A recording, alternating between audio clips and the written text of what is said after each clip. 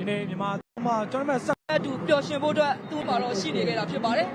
ဒီလိုအနေနဲ့အတူမြန်မာအသင်းသားတွေလည်းမခံစားရတာကြာပြီတကယ်ပဲပောက်ကွဲဆန်တော့ကျွန်တော်တို့ပါတယ် ဟုတ်ပါတယ်သူတို့ကအနာဂတ်မှာသေချာပါ